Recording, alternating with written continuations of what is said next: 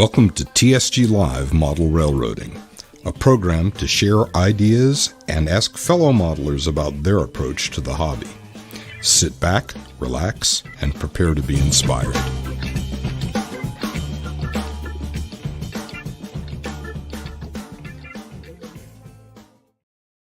Well, hello and good morning. I'm John, your host for TSG Live Model Railroading. It's been a couple months since we've done one of these. This is February 25th, and it's about 9 a.m. on the West Coast, where we're coming to you live from the TSG Intergalactic Headquarters. We have a special guest today who's going to talk about structure building. And, well, why don't I just bring him on and we can just get started. I don't really have a lot of other stuff here to mention to everybody. So let's bring up Phil and talk about what we're going to talk about. Hey, there he is. Hey, Phil. Howdy, John. How you all doing? Good, good. This is Phil Edholm. Phil's actually the superintendent of the Coast Division of the PCR-NMRA. These guys, right? And I first met you, Phil, I think, if I remember right, it was out at Ardenwood for one of their rail fairs. You had your ON30 stuff set up in one of their buildings out there for public one display. Of the events we do. Yeah. If you want, we could talk a little bit about that first, just to give people an idea of what your modeling background is. Well, I've got a couple of slides actually that talk about that, John. So maybe what we should do is jump to that, and I can show those because there's some images there that kind of present that. That's kind of part of how the whole story about these structures, because they were built for a module, so it kind of fits in. Oh, well, fair enough. Why don't we just get straight to the presentation then? Cool. All right, let's bring that up. There we go. So, as promised. As promised. So today, what I'm going to try to talk about is a couple of structures I built. And I think they're interesting from the perspective of being basically building techniques that you don't see that much out there. One of them I don't think anybody else has done, the idea of using 3D printing, but definitely using acrylic is something other folks have done, but I think it's particularly interesting in certain areas. So I actually started this by showing a couple of photos of what you're going to see in terms of being built, kind of the outcomes. So this is actually the building we're going to talk about that's 3D frame. So what you're seeing here as you look through this is a picture through the door. Essentially the framing, so the trusses on the roof and the wall framing is all 3D printed.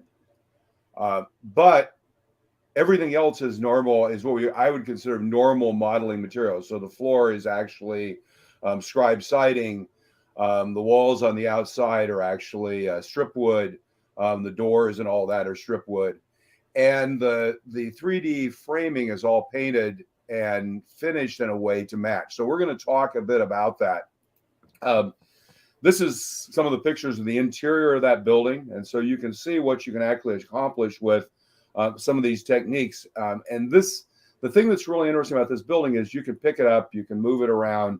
It's actually quite strong because it's actually framed with essentially a plastic frame. The second building we're going to talk about is actually built as an acrylic cube. This is the one you see at the upper left. A couple of interior shots of that building. And then we're going to do a short talk about the building on the lower left, which is a very small building, which also used 3D printed framing. So basically, these are the two buildings on the module installed. They're on a wharf. And I'll talk a little bit about how the module is. But coming back, John, to where we started this conversation, you're right. What I did was I got back into model railroading probably in about 2015. I basically moved from corporate world to consulting. I began to see a path to retirement. Seeing a path to retirement, it became time to think about, what do I want to do in retirement? And clearly model railroading was, one of those things that had always been in my background. I had a layout back in the 90s, and in a change in job role in the late 90s and a house move meant I tore the layout and went through the psychologically debilitating impact of tearing out a 10 by 12 layout that was double deck and about 80-90% done. Essentially what happened for 10 years, 12 years, I didn't do anything in model railroading. I was too busy with family and work and travel and etc. So when I began to retire, which was about 2013, 2014, I started to think about it. I started to think about model railroading. A trip to a local train show, I met the California Central Coast. The California Central Coast is a very loose ON30 modular group. We have a set of standards based on some of the standards in the ON30 community, and build modules. And what you see on the left side here are some pictures of some of the shows we do. We do about 6 or 7 shows a year.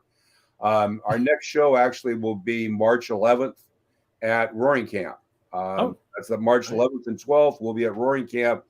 And actually on the 11th, for those of you that are NMRA members or could consider NMRA membership, we actually have a special day at Roaring Camp where we're going to do a steam up, actually have a shop tour, see the ON30 layout, do a train ride, and then in the afternoon we have 7 layouts open in the South Coast for people to see. So if you're interested in seeing the California Central Coast, it's a very well done layout, and we'll probably have 60 or 70 modules set up in Roaring Camp on the 11th and 12th. I also have joined the ACCRS. The ACCRS is the Alameda County Model Railroad that's at the Pleasanton Fairgrounds. Actually involved in that predominantly because it's one of the most viewed model railroads in the United States. In 2019, the ACCRS had 65,000 visitors, which I think places it 3rd to 5th in the United States in terms of most visited railroads. I read somewhere at one point that Greeley, I think, has 20,000 visitors a year.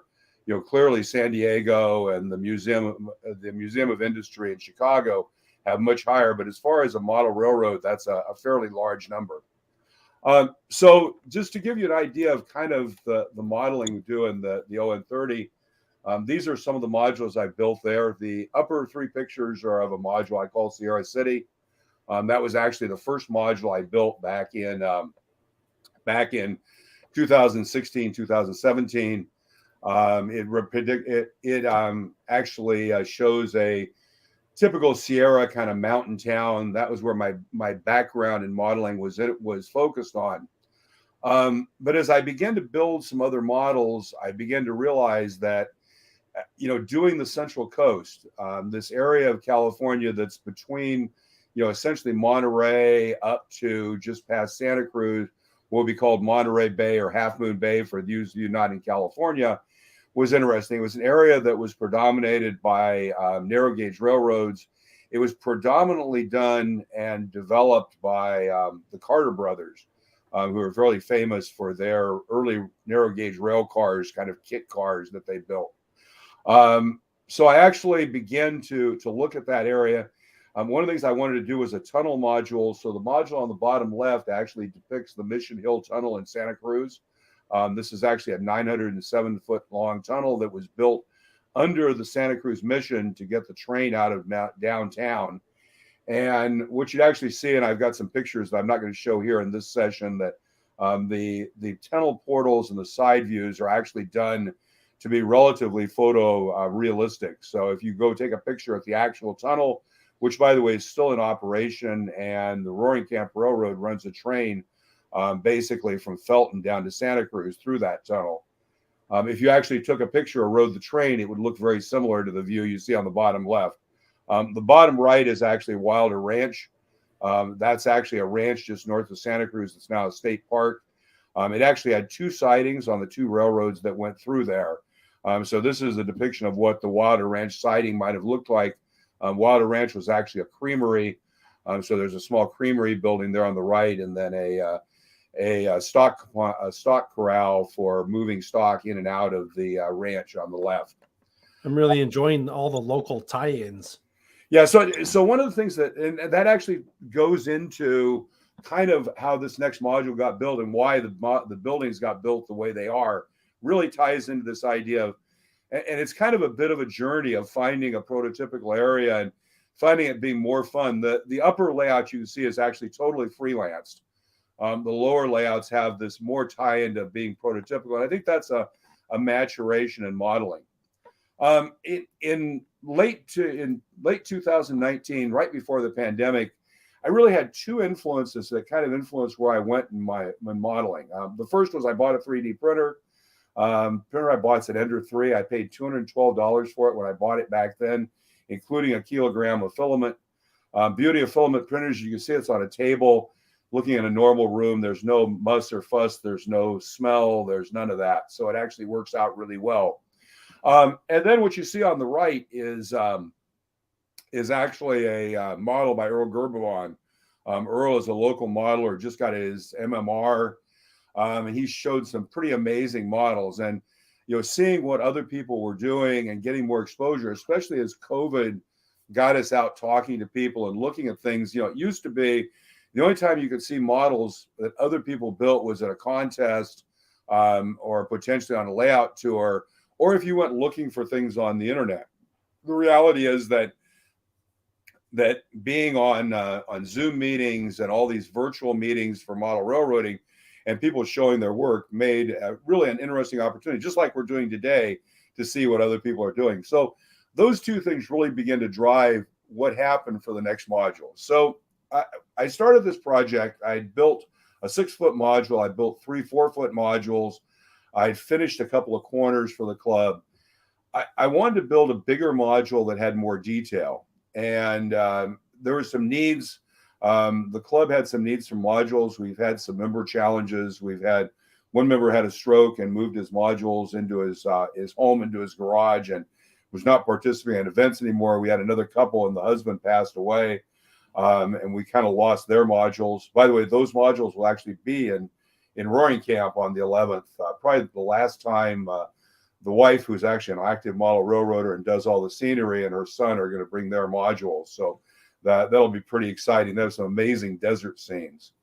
One of the things I really wanted to do was build a module that had more operational capability. At the time I started planning for this, we were planning for the 2020 PCR convention, and we were going to set up the modular layout to do what we called on-demand operations, where you could basically pick a train up in the yard of 4 cars, go out to a modular area, switch those cars in, pick up some cars, move a couple of cars, then come back to the yard. And the idea was to try to make it easy for people to get into operations. So one of the things we needed was more operational spots. So I wanted to build a module that had great operating potential, and do some new scenes. So I guess in the requirements, what is it, druthers and preferences, I had a set of desired components. Visions of Smuggler's Cove and kind of a harbor scene of some kind. I wanted to clear at least one ship of some kind. I found this Frenchman Model Works car float, which is a ON30 car float designed for 4 cars. I wanted a pier in a warehouse because I wanted to build a pier in a warehouse. I thought it was very interesting. Wanted to have 10 to 12 switching locations and become more prototype focused to the Central Coast. So I've made a bunch of designs. I reviewed those at a regional NMRA event with the OPSIG, did one of those OPSIG kind of the scheduled appointments to meet with them. Turns out I had my original first design, I had some bad design elements. Then what I did was I used through groups.io, did the RIOPS, which is the OPSIG kind of groups.io group. I put my plan up and I got some great comments back there. For example, the fact that I needed to have at least 2 flat cars as lead cars onto the barge, and there needed to be a place to store them. And then I began this kind of focus to geography and history, kind of at the same time I'd been going through this, looking at places. So it essentially became a freelance prototype at that point. So this is actually the module. It's 12 by 2 foot 4 inches. If you look at it, the bottom is a picture of how it looks right now in my train room, game room in my house. What you see is the layout on above reflects what you see below in the picture. So if you start from the left, there's a fuel pier. That's actually modeled after the Standard Oil fuel pier, which was done in Monterey. I'll show you some pictures of that. It existed in Monterey. Turns out Monterey, the fishing community was primarily Italian Sicilians. And they would go on their boats and have great family gatherings. It turns out the dock actually was positioned, was built very similar to the dock that you see here, kind of an L. So at the bottom, you could take pictures of the boats while they sat at the fuel dock. So when they would have a family day on the boat, they would take the boat over to fuel it up. And while they were fueling it, somebody would go take pictures of the boats. And the Historical Society has a whole bunch of pictures of fishing boats with people on them at this dock. So I was able to model that very effectively. And you'll see a few pictures of that as we go through the presentation. Next to that is a cannery. I wanted to have a cannery. After looking, I decided to do the Hovden cannery. This is kind of a facsimile pre-production of what's a very big cannery area. For those of you who are not aware, Hovden Cannery is actually the cannery that became and was the model for the Monterey Bay Aquarium. So one of my goals is to have this, and you'll kind of see it when you see the building. This one's one that's not done. It's still actually an acrylic. It's kind of designed so that right side, when you look at it, reflects the photographed area of the Hovden Cannery and the entrance to the Monterey Bay Aquarium. Got then next to that a water tank and a passenger station. You can see in the picture down below, the water tank is represented by the plastic cup. That's not built yet. And next to it is a station that's actually an SP standard station. That's the one that was in Garibaldi. That was actually a kit, and I repurposed it to become my station here for the Moss Landing module. And then to the right of that are the two other buildings. The three buildings we're going to talk about today is that little building on the fuel pier on the left, and the buildings, the red building and the white building on the right, which is a transfer company. Daniels Transfer Express Company was actually a transfer company that existed in the Santa Cruz, Monterey area in the 1910s and 1920s. They would move stuff around. So this is the place they would receive stuff, put it on the narrow gauge to ship it around. And then next to that is the Spreckels Sugar Warehouse, which this whole area was settled from a railroad perspective. The Pajaro Valley Consolidated Railroad, which we'll talk about in a moment, was built predominantly driven by Spreckels.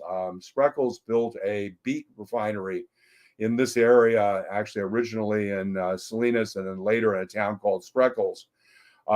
He was someone who had done a lot of sugar processing in Hawaii and got into this concept of beet sugar and processing beet sugar. So the idea, and this is part of the operational schema of the layout and the module, is that this warehouse would receive shipments of freight cars from the beet processing with processed sugar.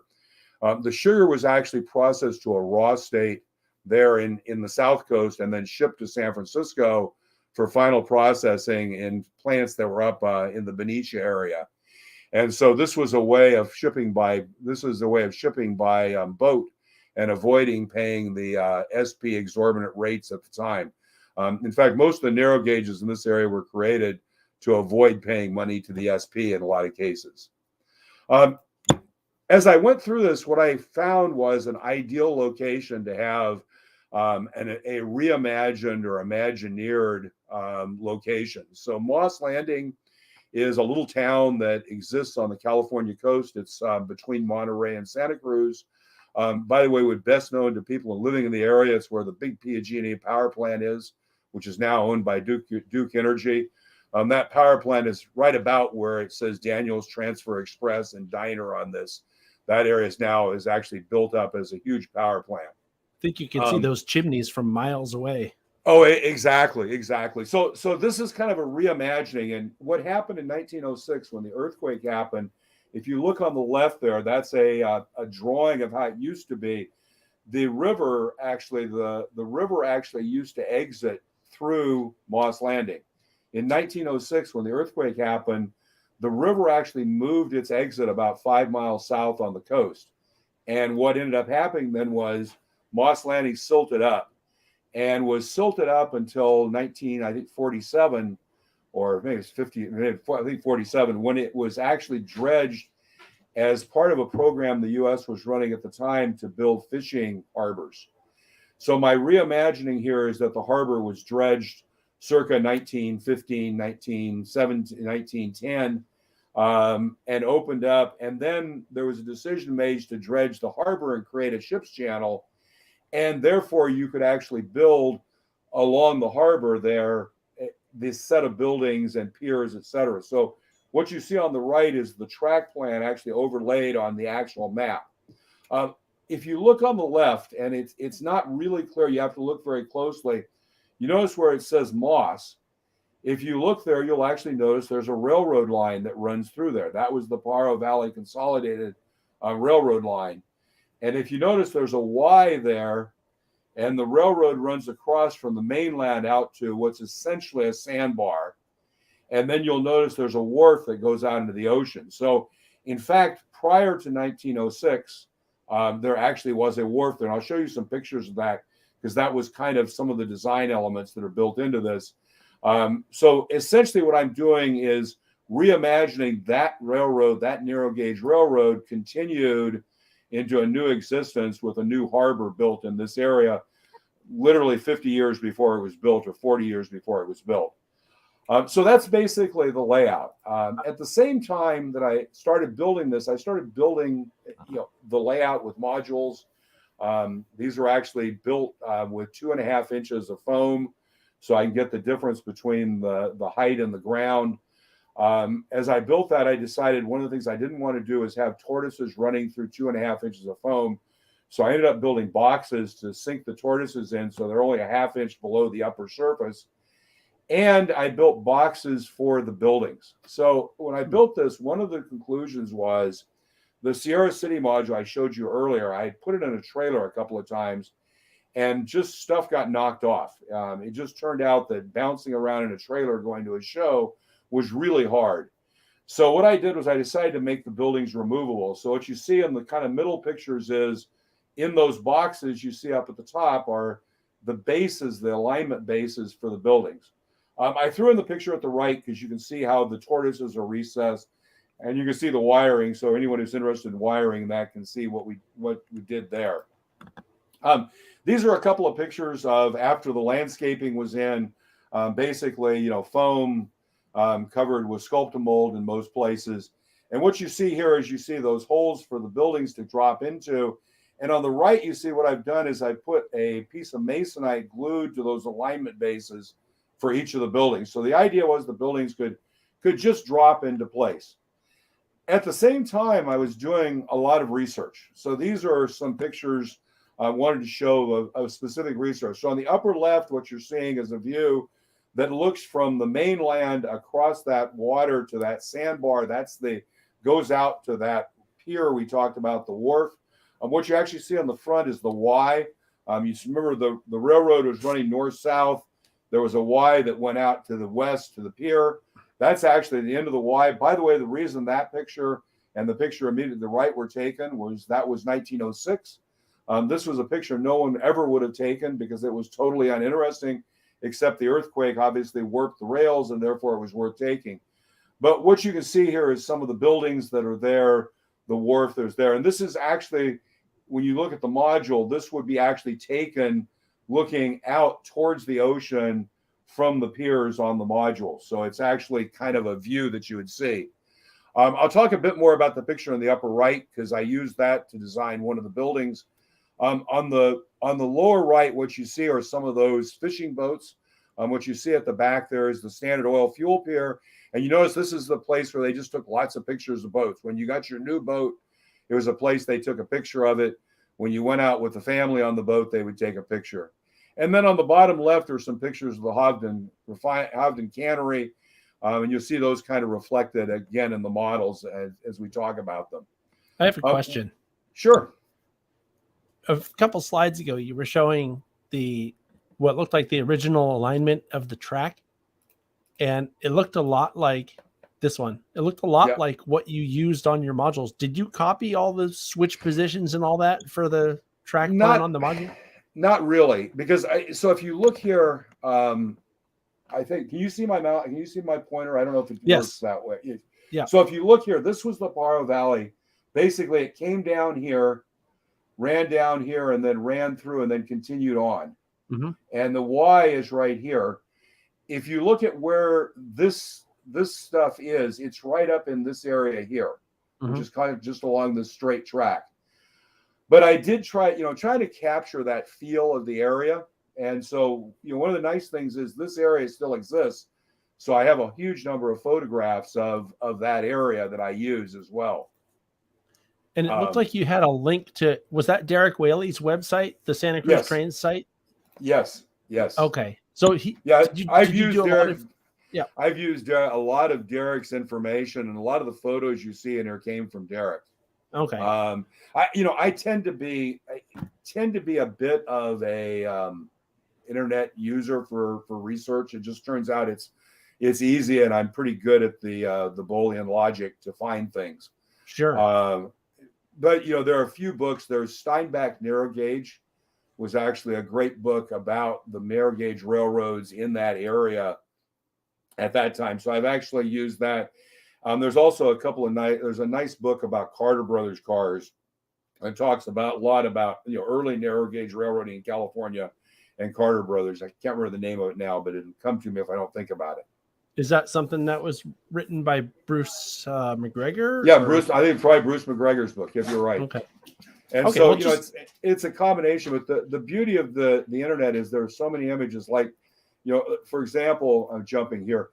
These images here of these fishing boats. This is actually the Italian Heritage Society of Monterey. And what they've done is, because the fishermen were predominantly Italian, they've captured and gotten from families all the family photos of fishing boats. And on their website, they've got literally 100 photos of different fishing boats from Monterey. And by the way, one of the things that you notice, for those of you who have astute observation, you'll notice that all the fishing boats in these pictures have a specific characteristic, which is they have a fly bridge, which it turns out when you look at the models for fishing boats tends to be not a common feature, because most of the fishing boat models are East Coast boats, which didn't have fly bridges. So later on, you'll see some pictures of the boat that I bought, which was actually a Frenchman River fishing boat, but I had to add a fly bridge to it to make it prototypically correct. So I use PowerPoint. Excuse me. I use PowerPoint as a way to just gather information. So this is my Moss Landing PowerPoint file. What's circled in red are all of the slides I use to go through the design process and thought process for what I'm building, what I'm going to show you today. They're all kind of lined up here. You can see them a little bit, but what you can see on the rest of this is just lots of images and things. So, for example, that Standard Oil logo you see there, that's actually all built in PowerPoint. And that was the logo I used. I produced it on a 4x6 image that I took to Mike's Photos and had done as a matte 4x6 photo print. You get 2 of those for 86 cents. Great way to make if you look at all the signs, you're going to see they were all made that way. So that was actually designed and built right here in PowerPoint. If you look at the buildings themselves in those pictures, these were actually the designs I put together. And this is a way for me of just visualizing how things will look and helping me visualize it. What you see is, the transfer building on the upper left. Below on the bottom left, you see the warehouse. Those two sit side by side there. On the upper right, is the Hovden refinery building. And on the bottom right is that little building on the fishing pier. What you actually see there, interesting enough, is on the bottom there is actually the design for it. I printed that full size 1/48 scale and built a balsa box of wood and wrapped it with the paper. What you're actually seeing in that picture is a paper building built very simply as a stand-in. Eventually, I'll show you the building that replaced that. And by the way, you can see that the fuel tanks and stuff there are just blocks of wood and a piece of PVC pipe. Eventually, those coffin tanks became 3D printed, and that piece of PVC pipe had 3D printed ends put on it and wrapping and feed, and became a tank you'll see in the later pictures. So it's kind of the idea of trying to do some mock-ups and get a good idea of how things will look. By the way, the fishing boat you'll notice there was the original kit that doesn't have a fly bridge. So I just wanted to show this because I thought this was interesting. So these were the PowerPoint designs I did probably 2 years ago, year and a half ago, and the buildings that actually got built and are on the layout. So the buildings are not exact to the designs. The designs were more, to me at this point, a way of kind of getting your thoughts in order, seeing how things would look, kind of get a general feel. And then the buildings become, to my mind, more organic through the design process. By the way, if you notice the signs on the front of the building that basically are the two signs on this building, this is actually one of the older versions of a sign. This was an earlier version of the different sugar signs. And then over here on this building, you can notice this sign is an REA sign. Those are all, again, printed using a photo print process. I'm actually going to do a clinic on that at some point of how to do some of those things. Mm-hmm. So when I started building the buildings, again, I wanted things to be really, really solid. And I came up with this idea. I'd seen it. Other people had done it, not a new idea, of building an acrylic building. And I thought, well, gee, I can build these buildings in acrylic. Up at the top, you see cut on a table saw, major cuts. I've got one of those little oscillating saws. Did that to cut out the doors. And notice there are no windows in these buildings. I'm actually was planning on using the this is 1/8-inch acrylic sheet. You buy at Tap Plastics. Basically, what you do is you click it together with some building rail joiners. I've got some of these brass pieces, and then on that upper right picture, you notice that little pipette bottle back at the back. That actually has the acetone solvent, which actually melts the plastic. So you just put those pieces together, run the solvent down, bingo, you've got a plastic box. And by the way, these are the same boxes they put money in and donation things with locks on them. So these things are solid. I mean, they're not quite throw them across the room 20 feet solid, but they're definitely, you drop them on the floor, they're probably not going to break solid. Yeah. So what you see on, yeah, go ahead. Got a quick question. Someone was asking, and I don't know if you're going to talk about this, so I thought might be worth touching on. What about the pier? Did you see the question that popped up at the bottom? I saw that, Anthony. Great question. So the pier was built in kind of a bit of a non-pier way. And I did this for two reasons. One, because to me, it made sense to do it that way. And two, because I could justify it. Because the pier had to have a railroad track on it, it was actually built more as a trestle than a pier.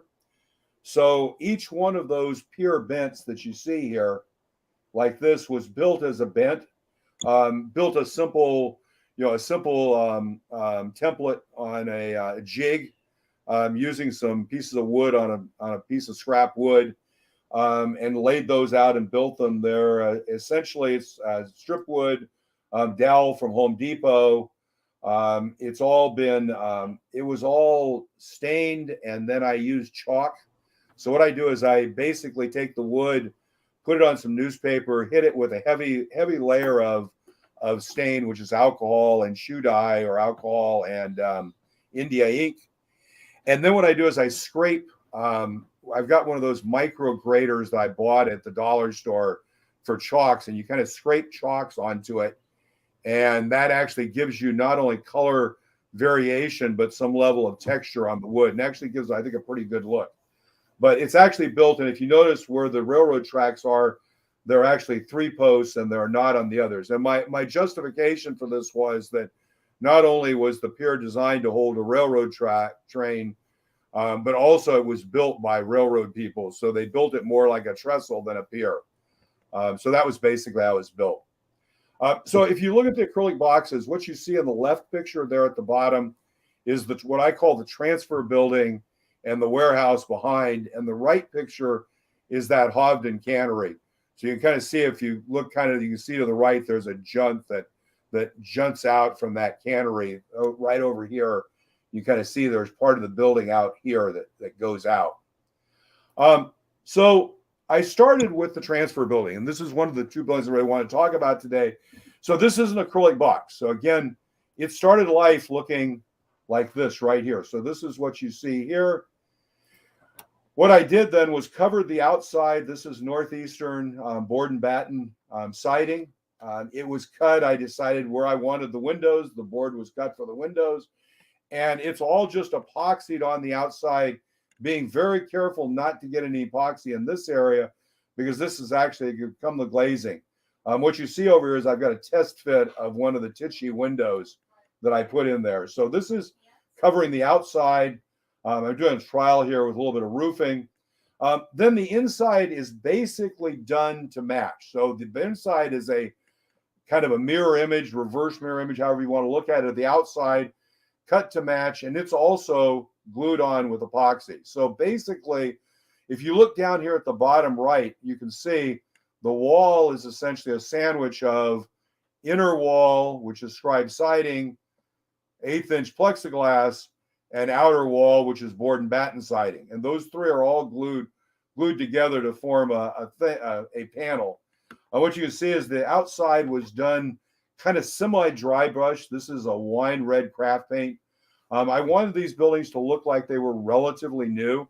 One of the things is we tend to see a lot of buildings that are kind of decrepit.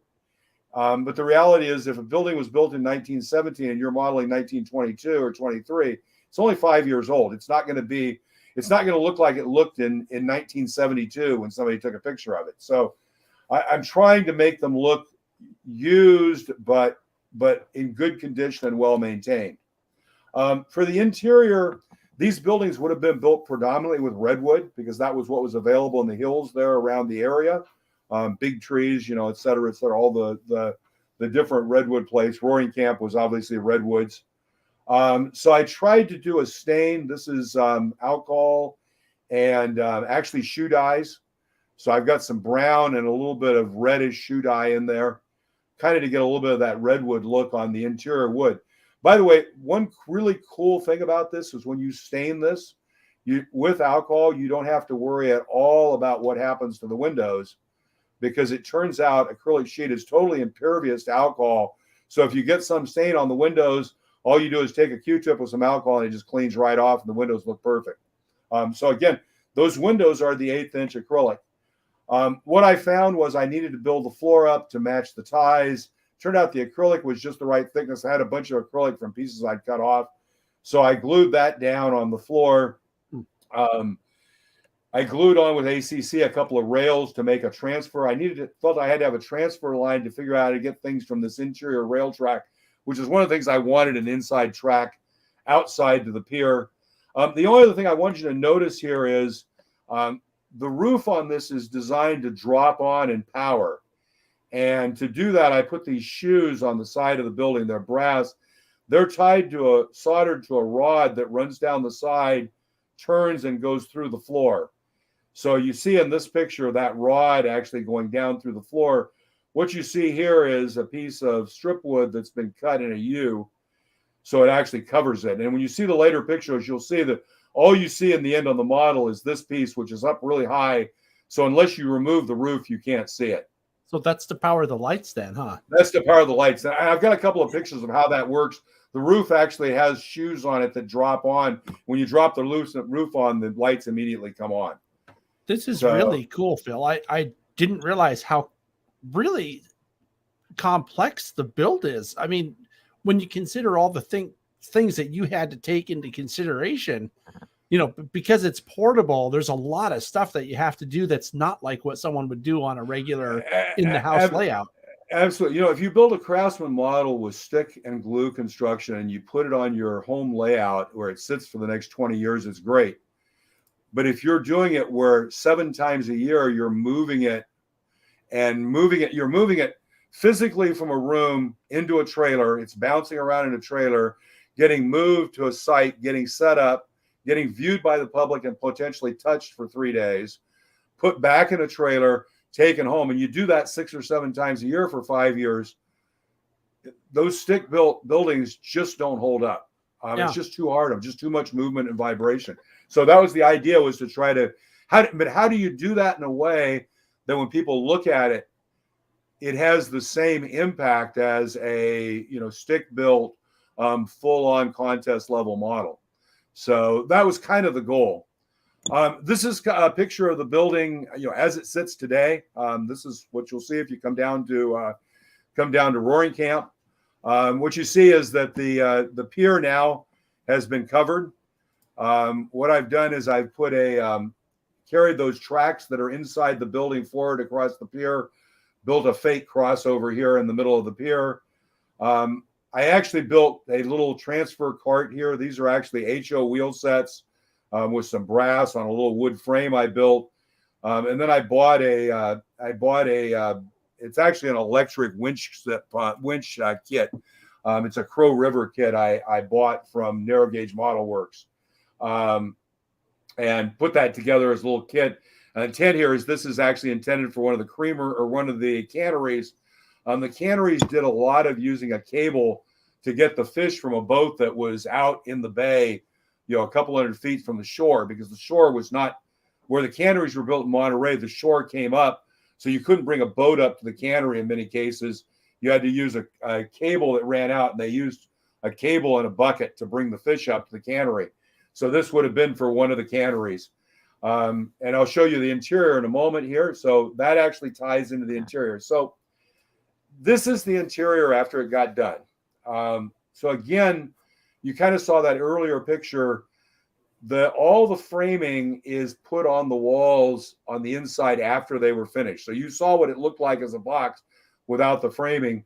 So what you see here is the framing has first a furring strip glued to the wall. Then these posts, which are quarter-inch basswood, again stained with this kind of yellowish red stain. And then I put these pieces in. If you've been to the California State Railroad Museum and done a shop tour, and you go back and you see the buildings that were built in 1865 by the Central Pacific, they actually were built like tunnel portals. If you look at them, they're very similar construction. And what I was trying to do here was emulate in the framing of the walls on this building a little bit of that construction that you see up there in Sacramento in the old SP, in the old Central Pacific yard. That adds to the plausibility factor, I think, a lot, because you're using the same type of architectural elements that you would find in that time frame. That's a pretty clever idea. Exactly. And it looks good when you see a picture and you look through from the windows with the lights on. Right. Even if that's not how they built a structure like this, and I don't know, because it's probably hard to get interior photos of a building like this, right? It's hard to get photos of anything at this time frame. Right. So this is, I think, sorry, I'm just kind of blown away, because there's so much already that I'm taking away from this, Phil, that wow. Cool. That's why this was a fun clinic to put together. So the other thing I had this need to get stuff from a flat car here onto what was essentially something on these tracks out to the dock so you could load it on a ship. That was kind of the idea. So I needed to have a mechanism. I looked at some of the cranes that were available, and I decided they just looked too modern in that. And I thought, well, what they probably would have done was jury rig some sort of overhead system. So this is actually designed and scratch built to be, a frame. What you see here is a little carrier truck with a couple of wheels that rolls on a couple of flat stock here, and is connected to a hoist that will lift stuff up and down. This is actually, I think, it was an HON. I don't know if it was an HON3 or an HON18. I don't remember, ore car. I think it was an HON18 ore car. And what I did, it had sides that went on it. I kind of ground it down a little bit, drilled a hole in it and set it up so you could mount the hoist underneath it. And then I built this frame so the wheels would just sit exactly on there, so it would look like it could roll back and forth. And then, of course, had to build a frame to support it. These are just basically pieces of styrene with NBWs on them, just kind of NBWs everywhere. 3D printing in here. All the crates are 3D printed. We should stop for a second and explain what nut bolt washer castings are, so that when you say NBW, people know. I'm sorry. It's fine. So this little point right here that looks like a bolt that's on some sort of, has a bolt here coming out and a nut and a washer. Those are little plastic pieces.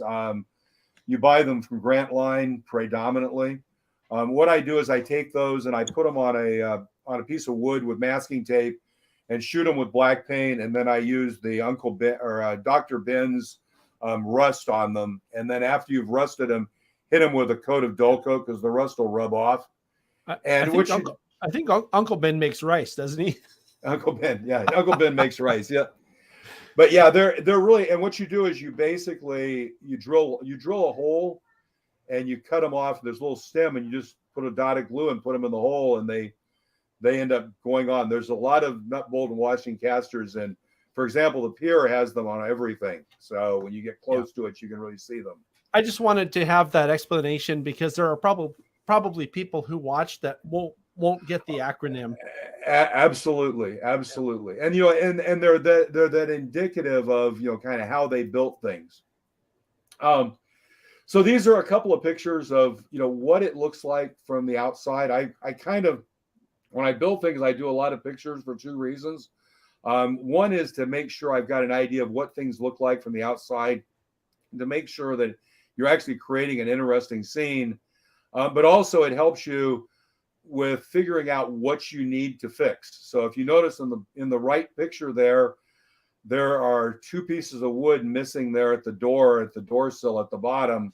I built that up after I got it done, and I need to put some wood in there, and I have not done it. So every time I see this picture, it's a reminder I have work to finish up to make it look perfect. Do you know what's ironic, Phil? Is that looking at that picture, everything else looks so good, I don't even notice that. No, and that's actually an interesting. I'll bring that up in a moment, because it's interesting that your mind brain all gets overwhelmed with detail, and you don't notice things. So by the way, before I jump off this picture, one thing that's interesting is, and nobody noticed this until I pointed it out to you, is if you look at this picture right here, you notice this is the outside of the building, because that's where the hinges are, where my mouse pointer is. Uh-huh. This is the framing inside. Notice how thick that wall is right there. Yeah. That is abnormal. It would never be that thick. That would be something that was, you know, in the real world, an inch thick, and here it's basically 8 inches thick. But what's interesting is, even though it is absolutely wrong, I defy anyone to ever notice it. Right. Just because it's hard looking at everything else. Your eye never goes to that spot to see it. And I'm going to show you that on something else in a moment around the glazing and the way the glass works. Exactly the same thing. You know, though, Phil, looking at the other supports for the hoists, that Yep. if you can go back one picture, those look like 8x8 wood posts. So They are. It's not completely implausible that you'd have an 8x8 post of redwood holding up your building, you know, on certain areas. So it's I would say that people wouldn't notice it because it seems like it's not out of place. Exactly. So anyway, this is kind of a top view. The reason I like this is you can see a few building elements here. First off, you can really see the sandwich here on the side. This is the interior siding, exterior siding, acrylic in between. One of the things you'll notice when I get to show you the roof, you'll notice I did 3D printed trusses in the roof, and it turned out they were made so they just fit in between the acrylic. So I had to notch this interior siding to fit those. As I said earlier, basically, you know, all the crates were 3D printed. The barrels here, I think, were from Clover House. I think the tool bench was in some stuff I bought at a train show. The desk is 3D printed. The order desk up there, kind of in the center, is a white metal piece, and then the motor and the other two are white metal castings. And again, the pictures on the wall are all done as photo prints. So that's basically kind of the interior with the roof off. One thing I wanted to talk about was with this model, and it's really specific because it's part of the technique, is the model uses the 1/8 inch acrylic sheet as the glazing for the windows. So when you look into the model from outside, you're not looking through, you know, people talk about using magnifying glass to get great glass windows and that. You're actually looking through an 1/8 inch of plexiglass. What's really interesting is when you look up at the three pictures around, the one in the upper left looking through, you know, that was a boxcar parked inside, and you can see great clarity. The one on the right is actually taken close up. That's actually, by the way, that's a boxcar with a custom dry transfer logo on it. And then down at the bottom left, you can see it pulling back a little bit farther where it's focused on the outside. You kind of see on the inside. One thing that's interesting is if you look at this really close, the picture in the middle there, you can actually see at the bottom the cut of the wood where you cut, because when you see through the plexiglass, you actually see the cuts on both on the inside and the outside where it was cut for the window. Mm-hmm. And it looks a little funky if you look at it really close. But the interesting thing is when you look at this picture, which the window you just saw was the window on the left there, blown up really large. Mm-hmm. When you look at this picture, you'd never notice it. Because again, your eye will never pick up those kind of little details because your eye gets so overwhelmed by all the other stuff it sees in the image. So it's a Jedi mind trick. Exactly. Well, it's like the old thing of you put details in the front and people will naturally assume there are details in the back on your layout. Same kind of principle. Yeah, these aren't the windows you're looking for. Exactly. So this is the roof. And so the roof is, again, acrylic. It's built as 2 sheets of acrylic, and they were essentially connected with gussets. I put the gussets really close to the edges where they would almost rub up against the sides of the building when you drop the roof on. That was originally done when I actually built this to make sure it stayed in position. But as I started thinking about the lighting, it hit me. What I did was I put those shoes you saw, which were some little brass pieces I found in a box of something I bought at a show. I ground them down to match the angle of the roof, and these were epoxied directly to the acrylic, and the wood is actually notched around them. And then what you see is on the gussets, there's a piece of wire that's wrapped around the gusset, and that's tied to the lights. And the lights are a string of 4 LEDs with a small resistor. So basically, one side of the building's positive, one side of the building's negative. When you drop this down in, this wire slides right here down against this metal shoe, and bingo, you get lights in the building. Huh. And LEDs are polarity sensitive. So if you put the roof on backwards, the lights don't come on. The lights don't come on. So that's why you notice that it says there dock. Actually, that little sticker there says dock because that's the side it has to be on for the polarity. It looks like it says something else, Phil. No, it says dock. It says dock. Oh, okay. It does. I trust you. So anyway, if you notice this building, the trusses inside here are actually 3D printed. So I'd gotten this done, and I realized that when you looked in the building, you could see up there, and there was nothing there, and I had no way to put lights in. So I decided, well, I'll print some 3D trusses. So I printed some 3D trusses. I basically did a little finishing on them to make them look kind of nice. I actually put paper truss gussets on them because I figured nobody would really see it. It was kind of up in the air. I actually printed out those channels. Those are 3D printed channels that the LED fixtures. Those, by the way, are fixtures you can get off of eBay. I think I bought 10 of them on eBay for $12, shipped from China. So I'm sitting there doing this and building the building on the left and looking at the building on the right and making 3D printed trusses and looking at the building on the right and realizing it's an 1/8 inch thick, and that's an 1/8 inch is basically 6 inches in O scale, and gee, you could 3D print trusses. So I decided to throw away the acrylic building I built, acrylic frame I built, and build the warehouse 3D printed. So that's the next part of the journey. We've kind of done the first building, now the second building. This building, excuse me, my mouse is jumping here. This building is built basically using this photo as the total inspiration. Again, one of the problems is there are very few photos taken of these things. This is looking from the sandbar. You'll notice that Y, the railroad actually runs over here north-south. The Y is right here. This picture over here was taken looking towards us from right over here. So we're looking the other way. This picture up here on the upper right is taken from somebody standing right over here about where those trees are, that looking across at these warehouses. So what I really wanted to capture was this kind of a concept of a mid-level extension with the roof up and kind of that low-slung warehouse feel. So, that's, if you blow it up really, really large, you kind of get an idea of where the windows were and the doors were in a very vague way.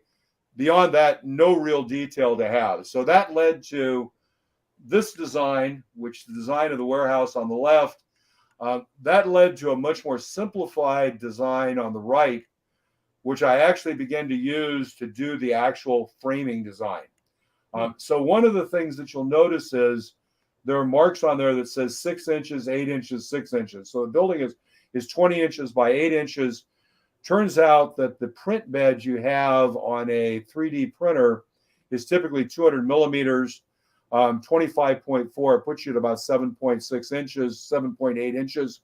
So you really can't print an 8-inch piece. So what that meant was when you looked at this, you had to break things up. The 8-inch piece was actually the largest piece that would print on the printer at the 200 millimeters. So what I did then was broke it into pieces that you could print. So the design of the walls, I didn't go to any more detail using PowerPoint or something else. I actually did the detailed design of the walls in FreeCAD as the 3D print. So what you see here are 3 wall pieces that went at different places and how they were designed to print. So let me kind of show you how that works. I use FreeCAD, made the decision to use FreeCAD when I got into 3D printing. Quite frankly, if you're getting into doing this and want to try this, I would use Tinkercad, and you can do this in Tinkercad. Fran Foley uses Tinkercad, and he's actually done some work on some 3D printed framing for some buildings for his module now, and it works quite well in Tinkercad. But I think the principles of how you build one of these are fairly similar, with maybe a few differences. So basically, this is a wall. What you see on the wall is you see the basic framing. You see horizontal framing. Obviously, this is framed for a window here. These are the midpoint horizontal joints. You see here a angle support for shear support. A little bit larger piece above the doors, like you would normally have for a door header. There are a few things on here that now are not kind of prototypical to a building. These pieces up on the top here are actually designed to hold the roof trusses and have a hole in them so you can pin the roof trusses in place with a piece of brass wire. Oh. So the idea was you could lock it together. The other thing is you'll notice on the side here there are alignment pins, and those exist on both sides. You can't see them, but they're over here as well. So the way you put the wall pieces together is you put a piece of wire on each of these holes, a little thin piece of wire. It's about 8 millimeters long, and it just sits in there. Then what I do is I put epoxy on this surface here, glue the two together, the alignment pins hold them in position, and then use a bunch of those little plastic clamps you buy at Harbor Freight to clamp them together. Uh-huh. When you get these clamped together, I have a piece that I had of this that was the front wall. I'll show you what it looks like in a little while. It was 3 of these glued together at about 20 inches long, and I used to at clinics just wave it around in the air. Finally, after about 10 of those, it cracked on one of the joints. So this stuff is really solid. Just to give you an idea, so I was going to do this as a demo, but I find demos of 3D design just get overwhelming for people because shit just happens all over the screen.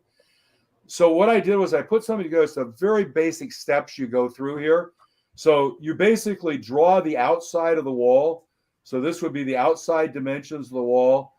That gets drawn and then gets extruded to the thickness of the wall, which is the 3.17 millimeters, which is the equivalent of 6 inches in O scale or 1/8 inch. The way 3D printing in CAD works is it's not about expanding things as much as it is about subtracting. So this image right here, you can't see very well. This is all the interior that goes inside of here, all drawn, and then you basically pocket and remove all that material. So when you do that, what you get left with is this piece of the wall here. Now, what this has is it has all the basic framing, but it doesn't have the window joiners on it or that top detail. So the next thing you do, and you'll notice here on this little box, this is adding in each of these elements. So you add in this element, and basically it's drawn just like this and extruded. You add this element in, you add this element in, you add this element in, you add these little elements over here, and you put the pocket through them. So it's basically, the thing to do is to think about how do you build these things up as a set of pieces. And so with that in mind, this is kind of the final piece. Then you put it into a what's called a slicer.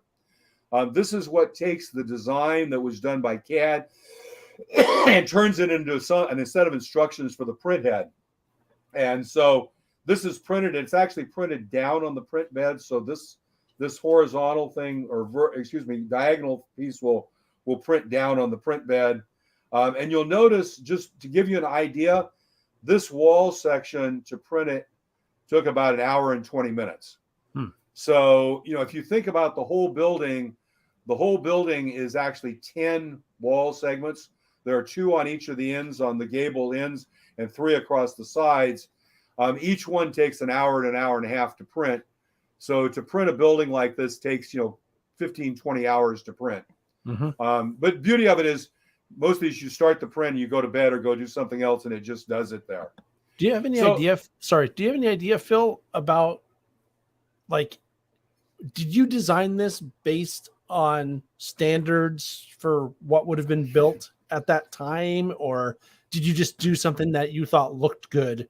I mean, the reason I'm asking is because my original thought when I see how you did this is that if you know building code, right, from 18 whatever, you could do it exactly, if you wanted to, how they did it. What was your approach on that? So it's really a combination of 2 things. It's a combination of not kind of knowing how you build stick buildings. I built a couple of buildings with my dad when I was a kid, and have done a lot of construction, so know kind of how to build things.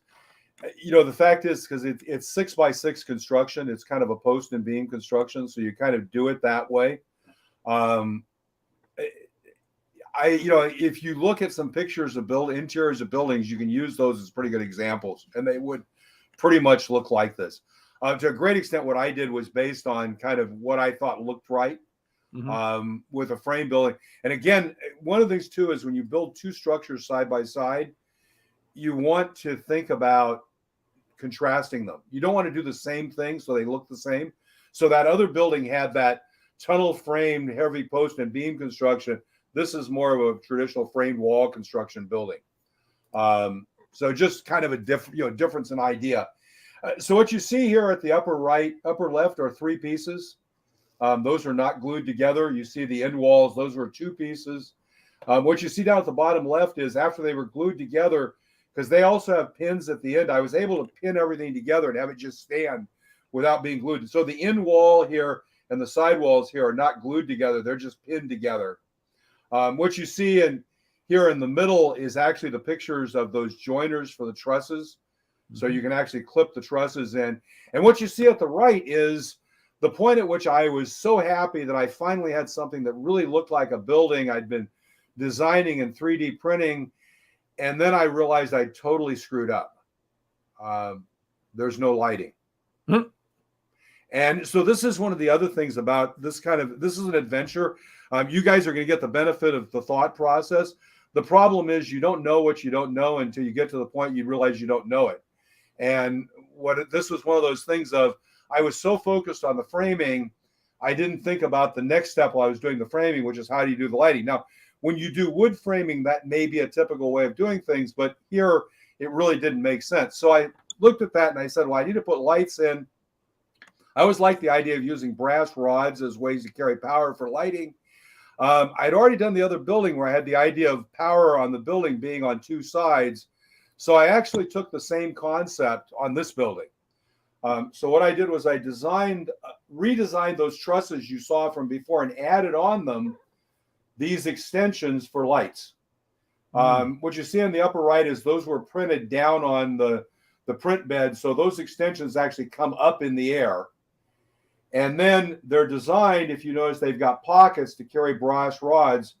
And those pockets also extend out here on the side. So basically there's a brass rod that is bent and clips in here to this little connector, goes up, goes through this hole and runs this way. And then there's runs the other way. And if you look over here at the finished one, what you'll notice is on one side, it's got a resistor, and on the other side, it doesn't. So the power feeds in here across the upper rod, goes through the light fixtures, comes out on the lower rod, and comes out over here. And I think that's the resistor right there. So these were designed, these gussets were all 3D printed as separate pieces and glued on. So you kind of see how that looks when you put that together. And when you put it into the building, this is then what the lights look like after the finish. And I'll talk about how I finished these in a minute to get the look that you see there versus the plastic. So basically, again, kind of this epiphany of how you handle it. But you can see the rods here. They're all painted black with rust now, so they actually look pretty reasonable. The other thing I did was I built an office. So this is actually the office. It was built as 3D framing prints. Then it has wood added to it. It was glued together, had wood added to it, and it sits in a corner over there. These were some early pictures of it. You saw some pictures of it. And I'll show you some pictures later of how it looks when it's completed. What you don't notice here is there's actually a light fixture in here, and it's actually designed to tie into the overhead lighting system as well. So let me talk a bit about texture and coloring, because really for this modeling, probably this is in some ways the hardest part of this. There's an awful lot of technical stuff about the 3D printing and the design and that. But for me, I'm quite frankly more of an engineer than I'm an artist. I played violin, and I realized I only could play violin because of my math ability. I have no musical ability whatsoever. And I kind of look at model railroading a bit the same way. I'm a really good engineer. I'm not a very good artist. But what I wanted to do is figure out how to get the colors to match. So the outer walls were stained, the wood was stained, and then I did the finishing to match. So the first thing I figured out was you need to do something on the wood to get wood graining, to make it look like wood. Somebody somewhere had talked about using this Rust-Oleum filler primer for something, and I hit on that as a way to do this. So what I've done is everything gets sprayed with four coats of filler primer. And this stuff builds up, and it's designed where if you've got a scratch on a car, you can spray this on, it'll fill the scratch up, you can sand it down smooth and paint it. By putting 4 layers on, what you actually can now do is use a jeweler's saw or other tools to scrape away some of that. And what you're left with is what you see here in this photo, which is something that looks like wood grain.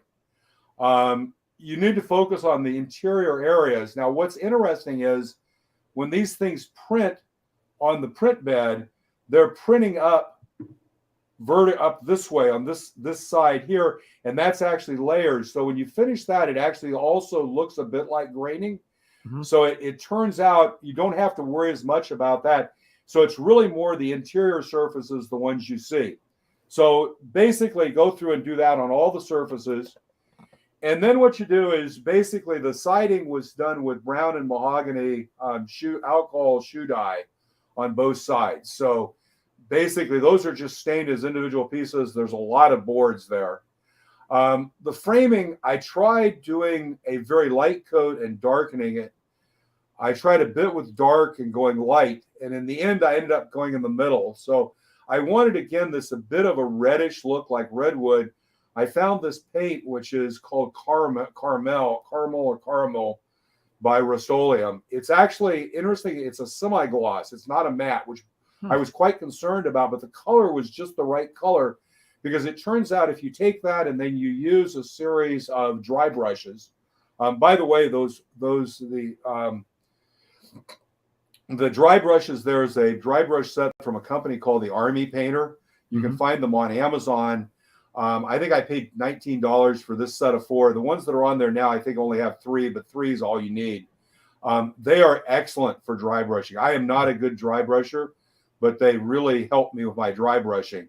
And what I used was a series of colors. You can see the Vallejo wood color was used fairly heavily, a little bit lighter with the mahogany and golden oak, and then a little bit of light brown overall. And I used a little bit of brown and mud from the craft paints as well.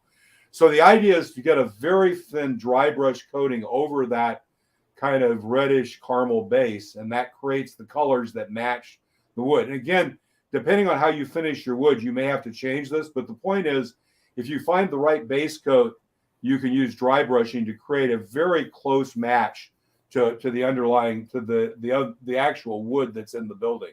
Huh. I thought you said you're not an artist, Phil.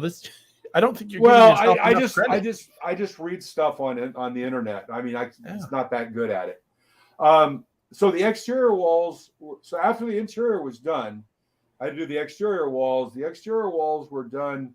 I did a black ink and alcohol wash over the existing. I'd done that with the reddish brown. So I did a little bit to make the outer walls a little bit darker.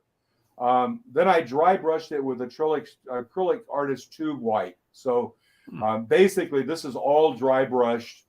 Fairly heavy, fast dry brushing with it. And then I wire brushed it using a small brass and steel wire brush to brush off more of the paint.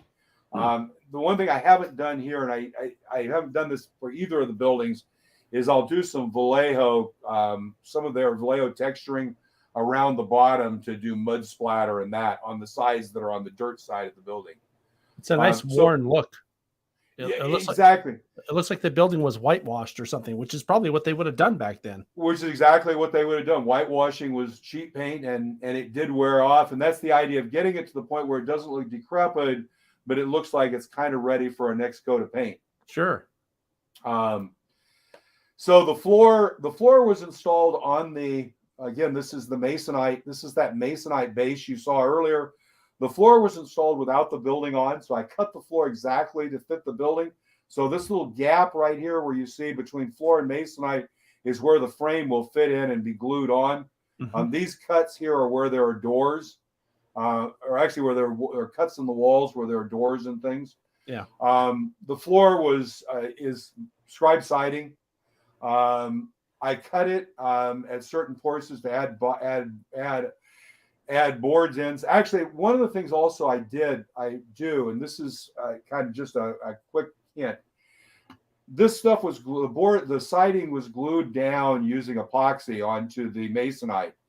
After I glued it down, I took my regular X-Acto knife and ran through the board grooves and cut them deeper, which makes them look more detailed. Because once you glue it down, so you spread the epoxy really uniformly, glue it down.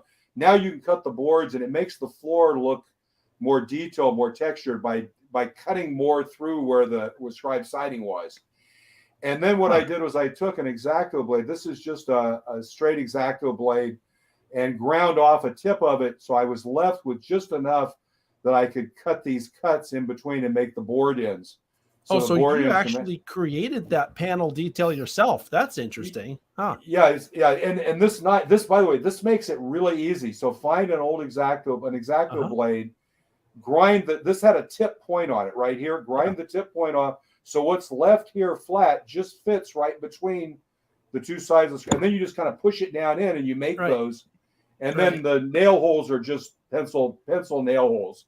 So you just pushed a pencil to create the you just take a hard pencil, like a 4H pencil, get it really sharp, and just put it where you want it, and just push lightly and do a little twist with your fingers so that it rotates, and it creates that little mark that gives you a little hole that's a little nail hole. So it's just an appearance of it when you see it. So the nail and panel detail, I'm going to call it panel. It's really planks, but it was all hand laid into that afterward. That's a lot of time.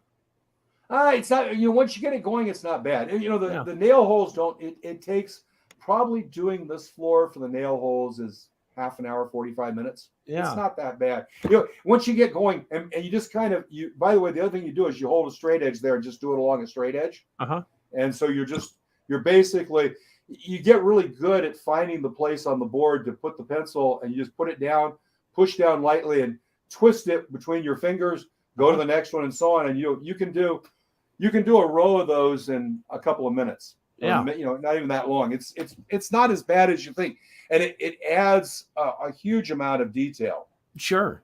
I'm looking at it, Phil, and thinking to myself, even if the planks and nail hole detail wasn't there, it would still look really good. but by doing that, you've taken this really to a different level. So that's quite cool. And the place that it shows up is not necessarily when you look at it from 2 feet. It's when you put your camera in the opening of the building and you're taking an image like you're looking at it from essentially 8 feet away in scale, which is 2 inches in the real world. So all those things get really visible when you get close. So this is basically the way the building looks removable. The way you move it, by the way, is you literally pick it up at the 2 gable ends with your fingers and lift it up and lift it out.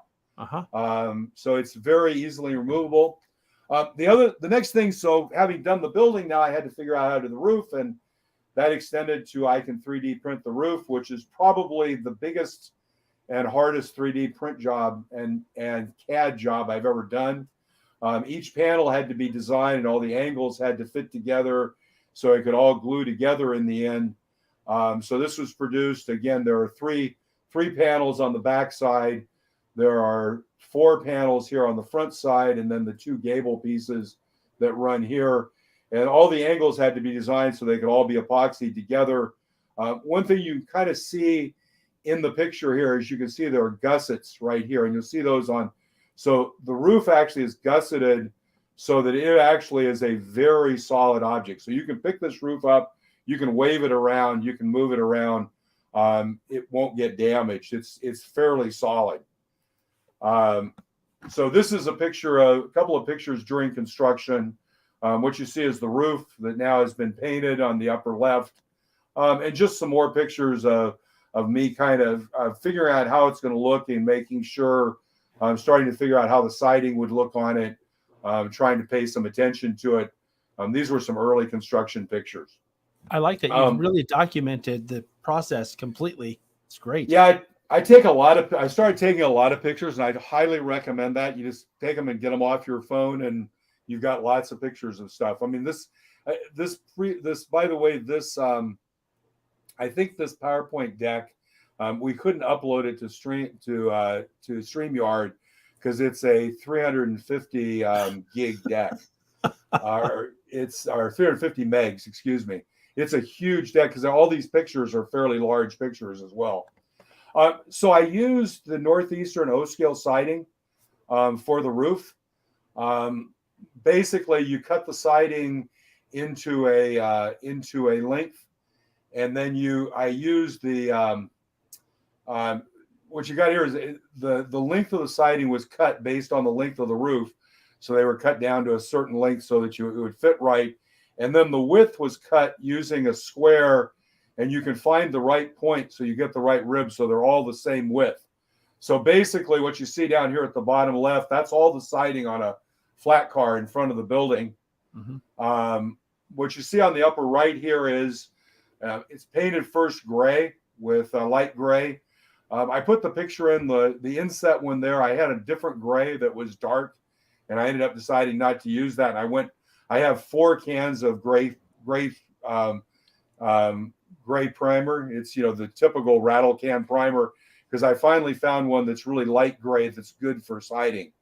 And then the Dr. Benz weathering and rust.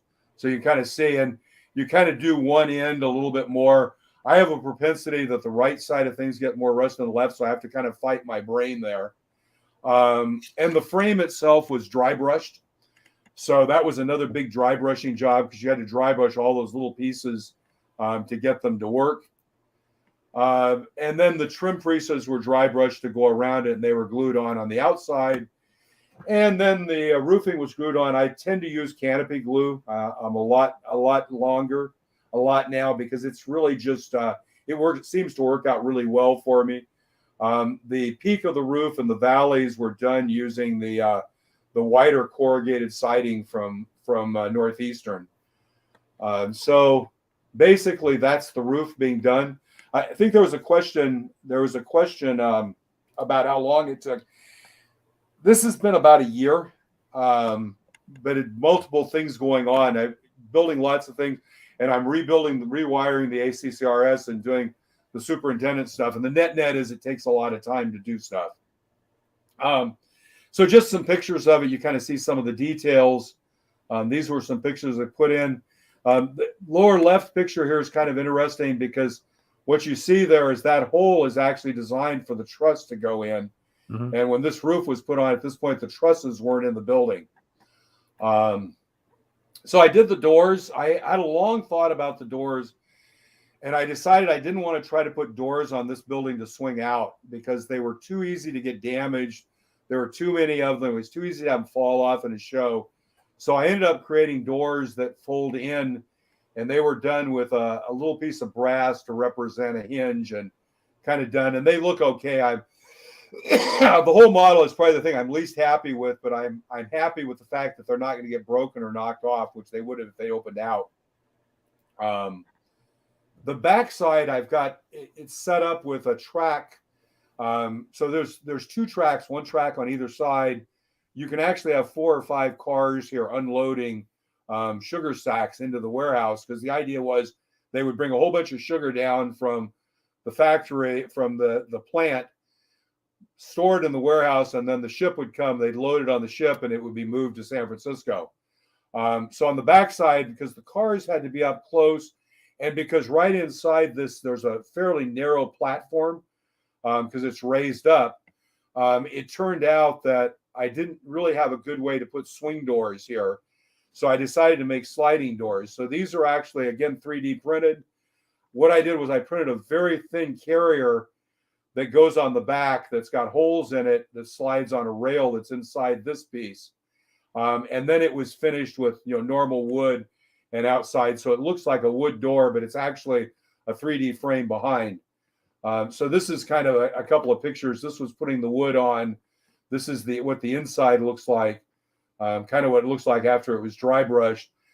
What you see here is this is actually, that upper tube has holes in it. And I found this piece of carbon fiber rod, which the model airplane guys use in their control systems.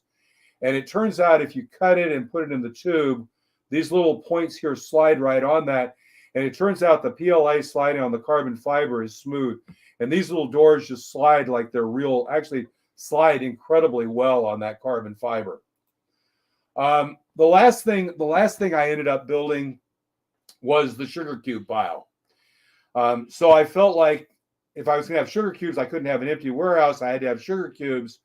I didn't want to go out and buy at $3.50 for 20 sugar sacks, not sugar cubes, from Grantline, or from now San Juan Models. So what I ended up doing was I cast a whole bunch of sugar sacks using those. So what you see on the upper left is I did some resin castings and probably printed about 400 or 500 sugar cubes. Then what I did was I 3D printed a box to represent the bulk of the sugar cubes and then glued sugar cubes on top of it. So basically, that became this box. And then I decided after I built it, I had to have some way of people getting sugar sacks up on the stack. And after going and thinking about it and realizing there's not a lot of documentation, I felt that the best way you probably would have done it was leave it as a ramp of sugar sacks and roll up that. So what you see is I added a ramp on. What you see on the left there on the bottom, those vertical stacks, that was actually a separate, up at the upper left, you see, I took sugar sacks from Grantline, glued them into a stack, and then created with those resin prints and printed all of the side pieces to go on that. And we'll see some pictures in a minute of how that looks when it's done. So anyway, that kind of brings us to where it is. This is kind of what the two buildings look like today. And again, if you come down, this should be pretty much what they look like. Needs a lot more detail. I'm not at the point of having the details I want in place, but that's kind of the process of modeling. This is a couple of pictures of how they look on the module. Obviously, the one on the left was taken before the pier was finished, so you kind of see it still with the pier unfinished. What you see down on the far end is the acrylic box. That's actually that other building that still needs to be built. And these are a few interior shots of the building. So kind of to give you an idea of the external audience view you can get with this. what you see here is on the right left, you see the sugar stacks. You see the ramp there, which is a set of movable pieces. You can move up the sugar stack. There's a guy there who actually has a hand truck with sugar stacks. He's rolling up. The other hand truck in the view there. This is a picture in the office, kind of with the guy greeting you in the office. We got a couple of guys just standing around enjoying. And this is kind of a good picture of an overview of the building from the top with all the pieces. You can see the sugar cubes and the ramp up the sugar cubes. Some boxes here. These actually have, I think I've got a picture of, you'll see on the wall, it says for Spreckles maintenance. So this is the idea of, these are crates and stuff that's going to Spreckles. Clearly you had workers, so you got to have beer. So you got a bunch of beer kegs. And you can see the office is installed here and powered. So I took a few more interior pictures just to give an idea. When you take the roof off, kind of what it looks like.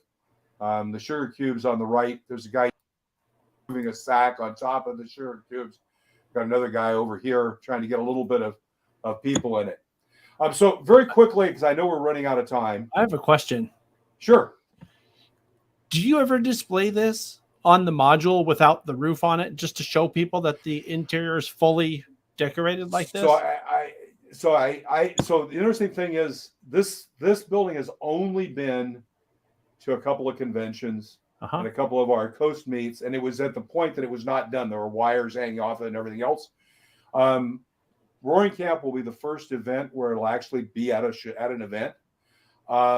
What's interesting is I kept the plexiglass box that I cut off, and so I can put the roof on it and holds the roof really nicely.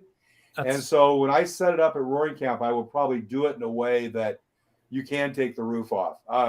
We did an O-scale meet at the ACCRS, and we set up some tables for people to put models out. And I put out, actually it was the other model, and I had the roof on it, and everybody complained and said, you have to take the roof off so we can see what's inside. So yeah, you're kind of right there. So I wanted to show you this one, because this is for those of you who think this is an interesting thought process to do. This is much more approachable. So in the small inset, you see the picture of this building that was taken with the paper mock-up. What you see in the big pictures is the actual building. By the way, if you notice in the picture on the left, you see the styrene built bridge on the fly bridge on the fishing boat there. You also notice the 3D printed coffin tanks and the combination PVC pipe and 3D printed horizontal tank there. So this building was actually built based on these pictures. Because of space, I just didn't have the room to build the building as long as it was. But the reality is that it was intended to build a building that matched in general look that building. The building's not complete. I need to put one of those things on the roof, and I need to put the box on the side. But I figure in terms of getting everything done, it was time to call this one good enough at this point and move forward. So this building was built using the 3D printing, but actually was kind of the next level of sophistication. So if you look at this building, and the picture on the right is the one that's really interesting, is if you look at the building, this building has a furring strip layer that is actually independent from the framing layer. So there's a gap, and you notice the gap where you can see between the framing and the wall, which is what you would have in a real building. And then the interior, the shear support layer is actually on top of the framing. So this wall is actually 3 layers thick. It's got a furring layer, a framing layer, and a shear layer. And so when you look at that, actually look at the pictures on the left, what you actually get is this real sense of depth inside the building. Yeah. And then again, this was the northeastern siding painted on the outside, but left silver on the inside, which gives you kind of that reflection and stuff. So when you look in this building, it looks really, really good from the perspective of being, in-depth construction. So basically, the way this was built, another picture, the roof is actually also 3D printed, and is 3D printed as a bunch of pieces. So these are actually, each of these trusses is printed as a separate piece. The roofs are printed as a separate piece. The sign is printed, and then it's all put together, and it just lifts and drops on and off the building. It's pretty basic. The lighting in this, I've got a picture. If you look at the lighting, this bar here actually carries the lighting. And, you know, so again, carries the rods. The light power comes up here behind this bookcase, or actually through the bookcase. And then this little frame just sits in here and provides the frame support for the lighting. So this is basically the assembly process for this. So if you want to do this, this is really the process to go through. So on the upper left, you see all the parts for this building that had to be primed and painted, etc. These four pieces here are the furring strips. So you notice they're horizontal. These actually, they look vertical here, they run horizontal. These four pieces here are the framing and the diagonal braces here. And they were printed so the diagonal braces were on top, and they have a little bit of support behind them. You pop off, and because it's on the backside, you never see the support, anything from the support, so it looks good. These two pieces are the roof, the roof basic framing. These are the roof trusses. This is the roof sign. It was actually printed as two pieces and glued together to get because again, 3D printing with filament printing, it's hard to have gaps in things and have, a gap between things. It gets filled in with support. So you want to print things so you don't have many supports. Oh, sorry. So basically, the way this was done is these were all finished with that technique, of getting especially these pieces were finished with the technique with the filler primer. Then the furring strips were glued to these walls. Those were glued together to form a frame. What you see here, this is actually that lighting frame being built. So you kind of see how the pieces come together there and soldering that together. The lights, by the way, are also 3D printed little frames with LEDs in them. And then you see kind of a picture here of looking inside of it put in place. Over here on the right, it's put together. For putting the roof together, I built a little jig and 3D printed a little jig to hold the pieces in the right geometry to glue that together. Because it's kind of tough because the sign here, slides into these gussets, and those actually have to be glued at that point. And then you have to glue these outside pieces on top of this to form the rest of the roof. So anyway, this is just kind of a picture of what it looks like inside with the roof off. All the interior pieces are 3D printed. This bookcase, this kind of sorting table over here, the table, and this table over here. The tools are the Fast Tracks was selling these at the narrow gauge convention as a laser cut piece out of laser board, and you pop them out and paint them, and they look really pretty good, quite frankly. And these are some pictures through the windows. All the stuff on the cabinet on the walls here, these were all again done with that.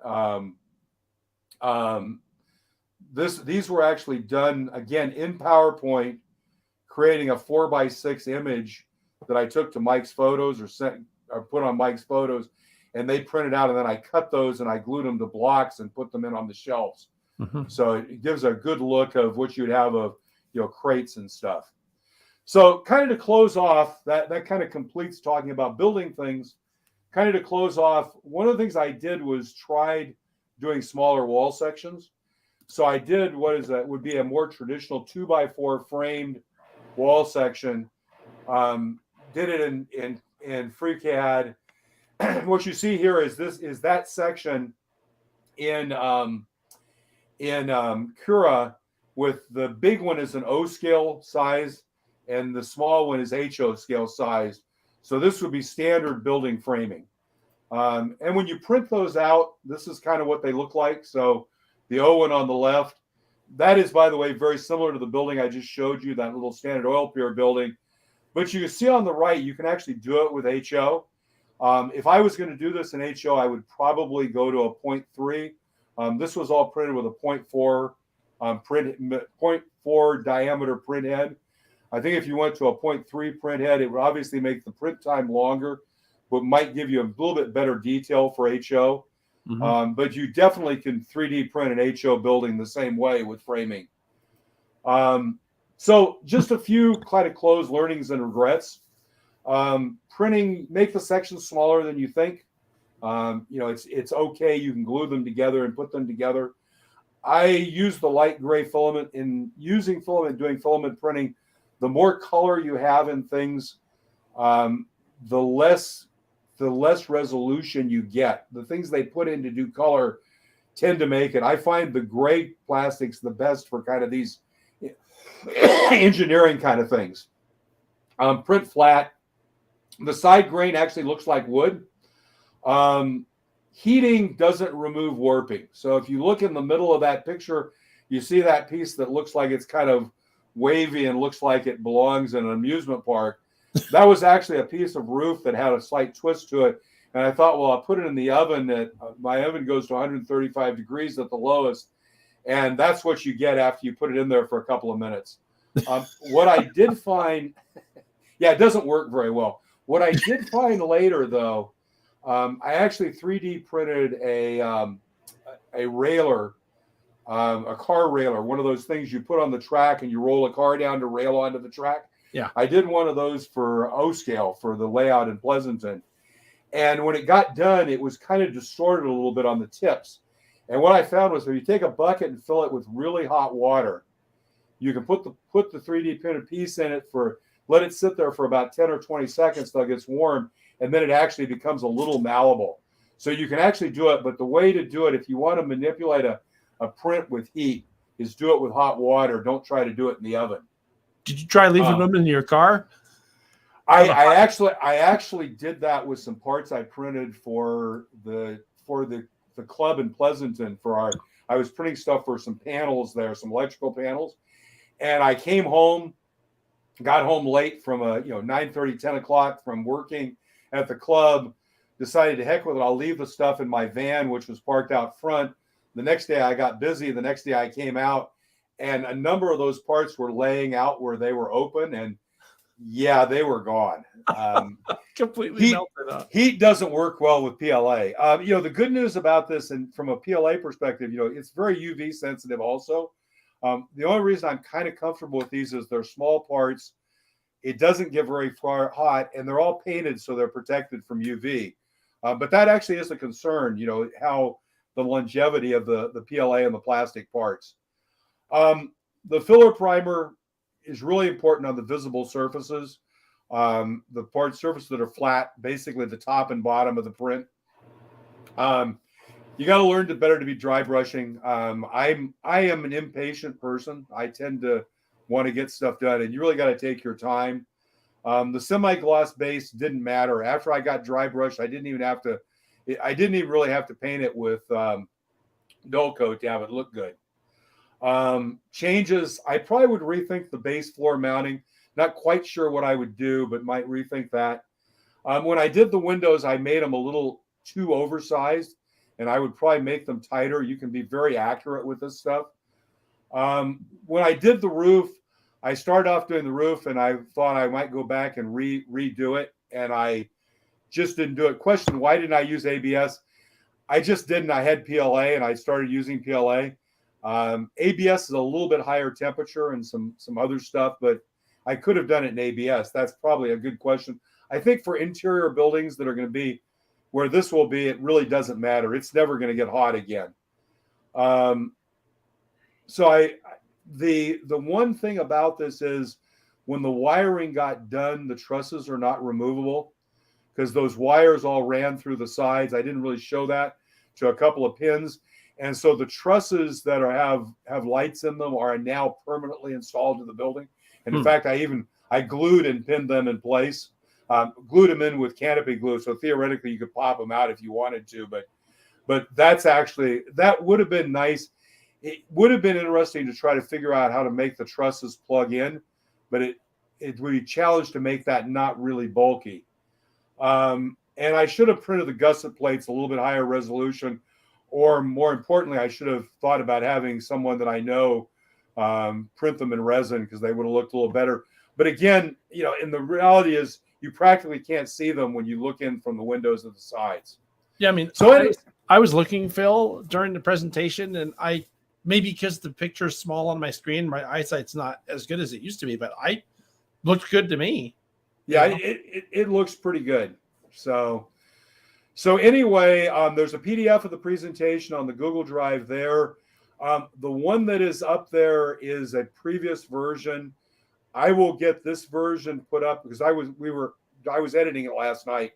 I will get this version up as a PDF probably within an hour after this presentation. So if you go to that link, in a few hours, you'll get this presentation up there as a PDF. So it's just tiny URL 3D framing clinic. Huh. So anyway, so that's basically it. I think I can stop sharing. Yeah. And I hope that was interesting for everyone, and kind of and like I said, if you're out and about on March 11th, come on down to Roaring Camp. You saw some pictures of the CCC setting up. If I thought about it, I would have put the video in I have a stop video of us doing a setup at a show in Pleasanton, so you kind of see what it looks like. But it's a pretty nice, John's seen it's a pretty nice ON30 layout. We have some pretty amazing modelers that come model. So, and then if you want to come and do the NMRA stuff, ping me. If you can't ping me directly, get to me. John can forward you my email, or you can just send me an email at CoastSup. So that's COASTSUP23@gmail.com.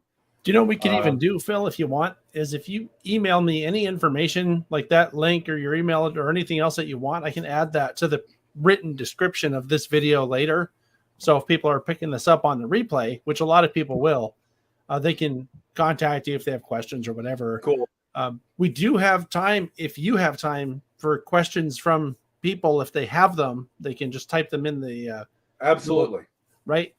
And also, if you have time, and if we don't get a lot of questions about this, the clinic was so thorough. I don't know what people would ask, but we could also talk a little bit about, because I'm curious to find out about, volunteering to be the superintendent for the Coast Division. That could probably be a whole clinic on its own, but. Yeah, actually, Sydney had a question here. Let me answer that question first because I don't forget it. Yeah. So that first little mock-up that I showed, so my wife bought years ago, and I think it was more bought for the kids than for me, bought a box like this of balsa. And it was one of these things on the internet, or you buy it and it has lots of balsa, but some of it is actually probably 16th inch or maybe even 3/32 balsa, but they're sheets that are about 2.5 inches wide by about 5 inches long. So I actually just cut that balsa and made a box. So I cut balsa, cut the square pieces of balsa about 1/4 inch square, glued them on. I think I used white glue. I don't think I used hot glue, but I may have used hot glue, and built a box and just put the paper on the box. So that first building you saw, first version of that, was literally just done with paper. And quite frankly, I ended up taking that to the club in Pleasanton, and we put it on the layout where it's 5 feet away from the front of the layout. And you'd be hard pressed to not see it as any other building. The problem, of course, the problem with modular layouts is the modules are 2 feet. In this case, for these modules, 2 foot 4 inches wide, and they're double-sided. There's no backdrop, and people walk on both sides of the module. So basically, everything on your module is within a foot of the front edge of the module. So if you think about building a layout, when you build a module, the whole module is like the front foot of your layout. So all that stuff that you can do, a foot back or 2 feet back or 3 feet back, you can't do in that first foot. So you have to, it ends up having to be a lot more detailed if you want it to look good. Sure. Certainly people walk right up to it. I mean, that's one of the great things about going to shows where you display for the public is, and I do it all the time. I'll walk right up and look into the building and, take pictures with my phone and just zoom it right up. And so in a way, and I don't know that a lot of people think about this, but in a way, when you do modular for public display, you have to be really attentive to detail because people will see it if you're not. And hadn't really thought about that before, but especially on these super detailed O scale layouts, like with the California, what is it? California Central Coast. Yeah. Yep. There's another one that goes around that's similar. That's also, I think, ON30. That's like a logging. I forgot what they call it. There's the YSL. Yeah, Yosemite Shortline. That's right. Yeah. Yosemite Shortline, which was built. So Yosemite Shortline was built by a number of well-renowned Bay Area modelers for the, I think it was 2004 narrow gauge convention. Mm-hmm. And it's been around for a number of years. It'll actually be at O Scale West, which is Thursday, Friday, Saturday before Memorial Day. At the I want to say it's a DoubleTree, but I don't think it's a DoubleTree any longer. It's in Santa Clara, isn't it? It's the hotel that's right by the Santa Clara Convention Center, right by the stadium there. But you just look up O Scale West online. The YSL actually, I think the YSL is in the process of potentially moving to a more permanent home. So it may be a kind of a last time to see it at a convention or a show like that. So is that the one that we've talked about that has a setup in Willow Glen someplace, or is that also California Central? I don't know if they set up in Willow Glen. Okay. I must be thinking of someone else then. No, someone else. But yeah, I think that, yeah, the thing that's interesting about doing modular, and having been both part of a club and a modular layouts that are fairly close to the public, is the thing about doing modular layouts is that you tend to set them up at events where you get a lot of people from the public coming and they're looking at model railroading. So you kind of have while you're doing it for fun and as a hobby, you kind of in the back of your mind have to have a thought process that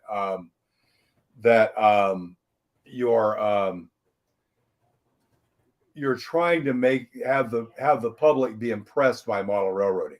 Yeah. And so somebody asked a question: what's the correct nomenclature for narrow gauge on G scale track? And I think that's a really interesting question because as far as I can tell, there's like 7 scales that run on the same actual physical gauge track. And I think there's a 1/20th scale, there's a 1/24th scale, there's 1/30th, but most of the narrow gauge things I think is 1/22. And that's actually generally, I think, referred to as F scale. Yeah, I think it's 1 to 20.3. We run 20.3. Yeah, we run on a layout that's 1 to 20.3, and in Santa Cruz, that's a great layout. They just actually developed operating scheme for it, which is really cool. I put out a video fairly recently that was the test op session on the Fern Creek and Western. If people are interested in seeing that, new meaning to walk around control. Sure, when you're outdoors walking around with your train. Yeah, and the best part about theirs is it's dead rail, so it's all battery powered, which is just great. There's no track cleaning, there's no dead spots. I mean, derailments usually only happen because of user error. Right. Yeah. So I'm waiting to see if there are any more specific questions to, specific to this clinic that you just provided, which, like I said, was great. I knew it was good, Phil, because I think if I remember right, we recorded this, or no, you recorded it, but then we presented it to the NMRA National Virtual Convention we did a couple of years ago. And you've added a lot to it. Well, when I did that one, the building was about half done. And so it was kind of more conceptual. Now it's really completed. And I think it was even hard for people to kind of see the end result. It's at that point where you can really kind of see, how things come together. So, yeah. But so on the coast thing, you asked the question. So, one of the challenges we have organizationally is getting people to volunteer. Sure. Now we're switching gears to this NMRA. Switching gears back to the MRA question you asked before. So, quite frankly, what happened there was I like I said, got back into model railroading in 14, 15, started doing the Central Coast, ended up going down and joining the ACCRS. And I've done a lot of rework. If you go through there during the fair this year, one of the good guys, stop in and say hi. But if you look on the OSCO side, you'll see as you enter, that whole area has been redone, the scenery and stuff. Now redoing the electrical, kind of another whole clinic on rebuilding the electrical for an O-scale layout that was built back in the DC days and has huge noise issues. Mm-hmm. But basically, probably about 2017, I decided to join the NMRA. When I was doing model railroading back in the 90s, before I had a job change and a house change, I was really more of a lone wolf modeler. I joined a club in Fremont, but I never joined the NMRA, never went to a convention, never did any of that. Partially because I was working and I had lots of other commitments and things at the time. So I decided, I think about 2017, to join the NMRA. I think I had gone to one or two of the quarterly events, auction events that the Coast Division was having then. And I think at the third one I went to, so that was probably after being a member for 9 months, I was sitting there and Dave Connery came up and tapped me on the shoulder and said, "Hey, we're interested. Would you mind running for superintendent?" And of course, I, being stupid, said no. And so they immediately elected me superintendent. And what became interesting was it was a combination of the auction was starting to run into significant financial issues. The other thing was becoming clear was that the auction alone was not meeting the needs of a lot of the members. From talking to people kind of anecdotally as I talked to people. And then, of course, COVID hit. I think I did we had one auction while I was superintendent, and then the second one was in March of 2020. And literally by the time, or April of 2020, maybe, by the time we were getting close to it, COVID hit and we had to cancel it. So, one of the things we've really tried to do is reorient the Coast Division. We still have a couple of auctions a year. We had one actually in December. We're scheduled for one for May 7th at the Mastic Senior Center in Alameda.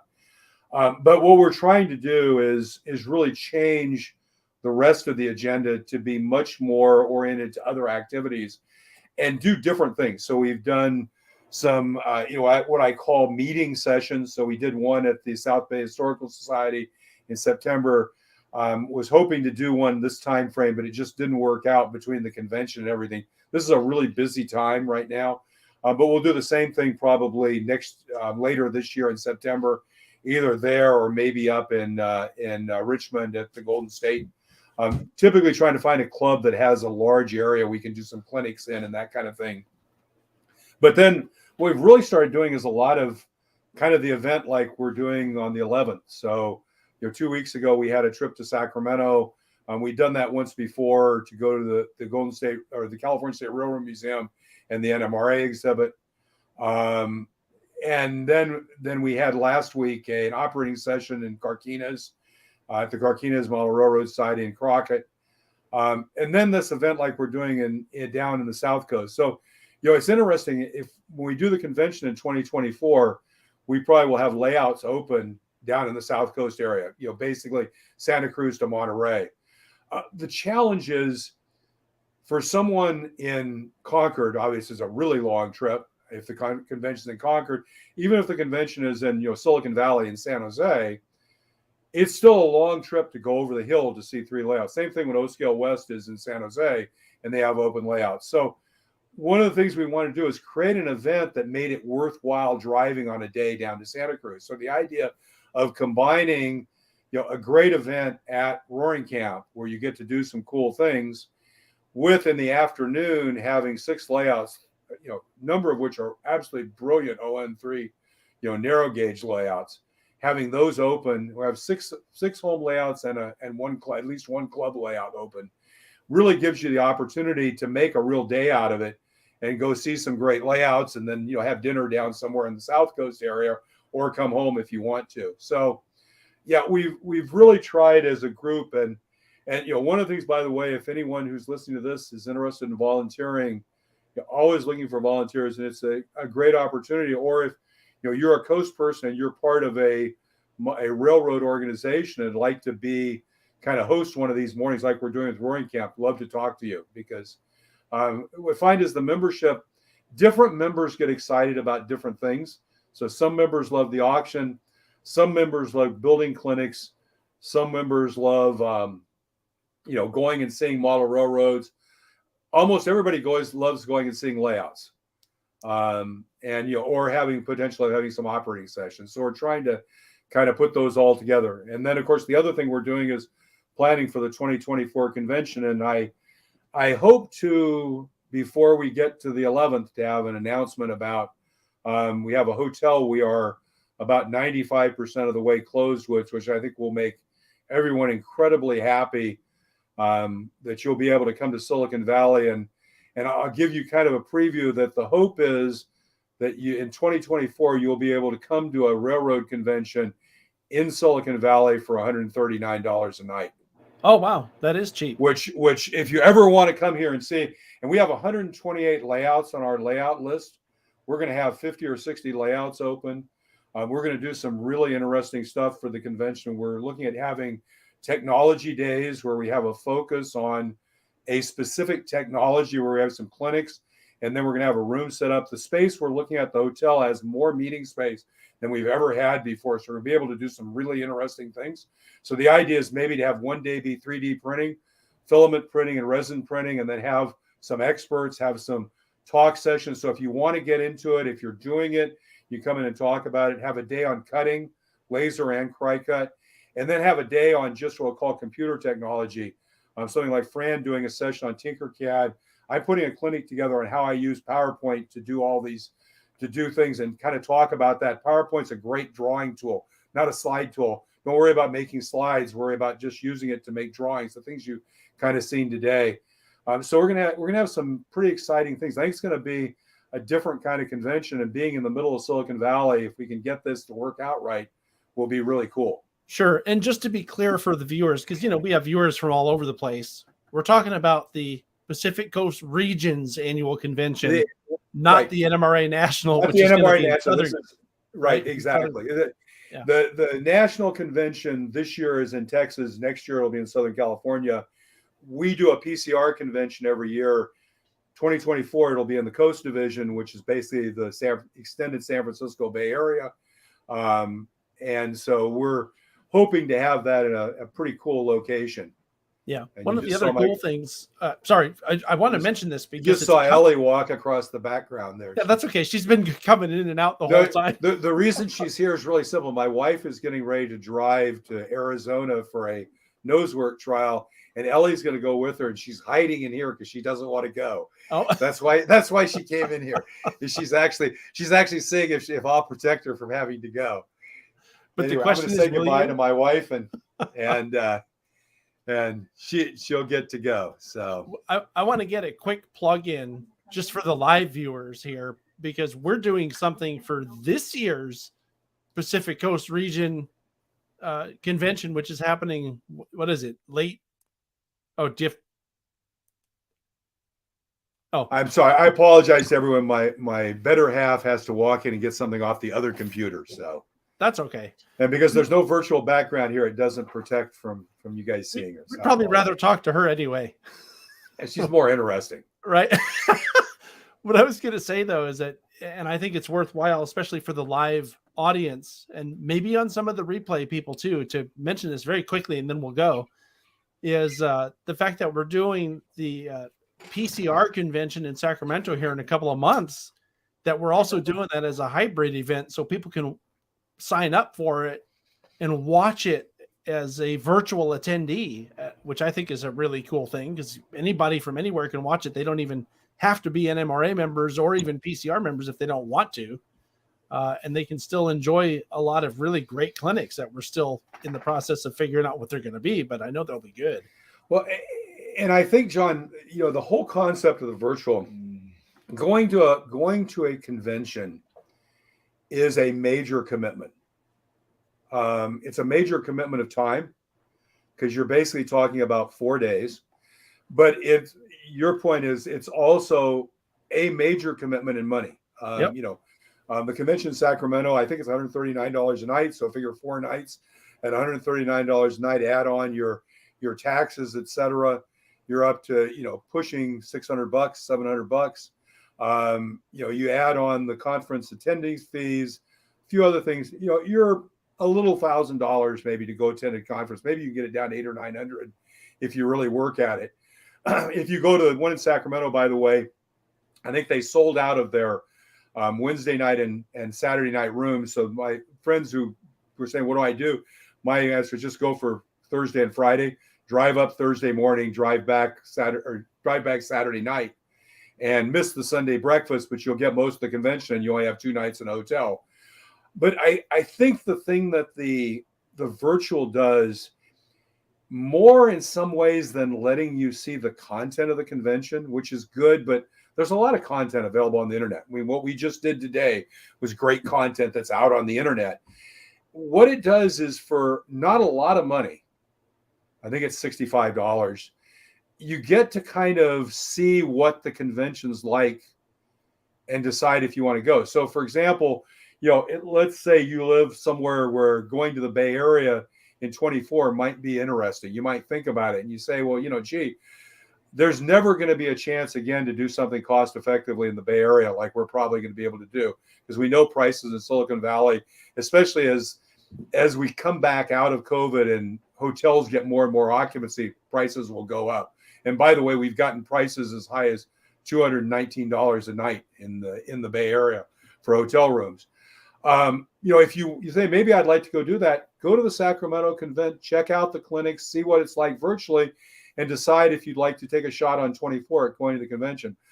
I have to say, as someone who went to their first convention, I think in 2018, it was a PCR convention. So, because of COVID, I've probably been to 4 or 5 conventions, been to 1 national convention. It is a very different experience for a modeler that you don't get anywhere else. You don't get it at regional meets. It's much more immersive. And, the layout tours, the clinics, the layout tours, the models you get to see, the contests, but more importantly, just the interactions and talking to people is something you just don't get anywhere else. So if you haven't ever done it before, definitely shoot on planning on trying the virtual convention in Sacramento. But definitely start marking your calendars. I think it's the April 24th to 28th in 2024, where we'll be in the Bay Area. So, yeah, that should be good. Exciting. All right. Well, I think we've come to the end of our time. I want to thank you, Phil, for your time. Like, just talking to you, I realize how busy you are. Oh, not a worry. What a great presentation, and I'm glad we finally got to do it. We've been kind of planning on doing this for a while, but finally the stars aligned. So if you want to hang out, and it's good because it also got me forced to completing the model. So what you guys don't know, because I told John this before we started, for everybody here, those completed photos were taken at 5:00 last night, because I literally yesterday went to Mike's, got a final set of pictures. So the signs that were on the outside of the warehouse, the Spreckles signs and the signs on the inside, those were actually all done yesterday to finish it up and get it to the point. In fact, the wiring for the trusses was all done on Thursday. So wow. It kind of, having this as it was kind of nice. It gave me an intermediate milestone to getting ready for Roaring Camp in 2 weeks to get the buildings done. So there's nothing like a deadline to make stuff happen. Deadlines are good to motivate you to get stuff done. So.